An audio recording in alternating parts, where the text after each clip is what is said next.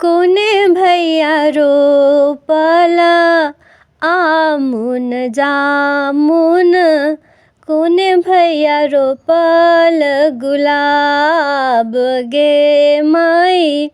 कोने भैया रोपल अड़हुल फूलबा, तोरी तोरी सामा के चढ़ाए गे माई। कोने भैया रोपल आमुन जामुन, कोने भैया रोपल गुलाब गे माई। राम भैया रोपल आमुन जामुन, श्याम भैया रोपल गुलाब गे माई। शिव भैया रोपल अड़हुल फूलबा, तोरी तोरी सामा के चढ़ाब गे माई। सक्षम भैया रोपल आमुन जामुन, शिवम भैया रोपल गुलाब गे माई। सुक्ष भैया रोपल अड़हुल फूलबा, तोरी तोरी सामा के चढ़ाब गे माई।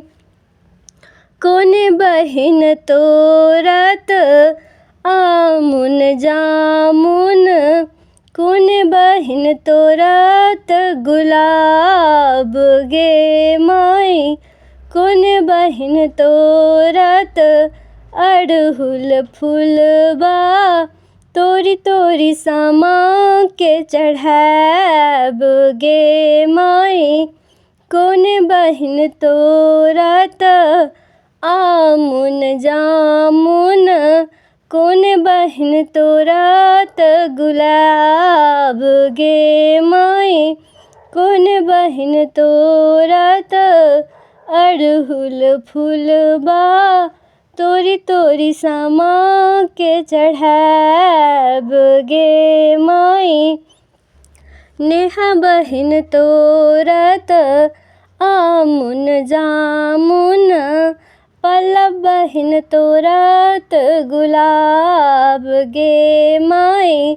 अंजलि बहिन तोरत अड़हुल फूलबा, तोरी तोरी सामा के चढ़ाब गे माई। पल्लव बहिन तोरत आमुन जामुन, उन्नत बहिन तोरत गुलाब गे माई। सीता बहिन तोरत अड़हुल फूलबा, तोरी तोरी सामा के चढ़ाब गे माई।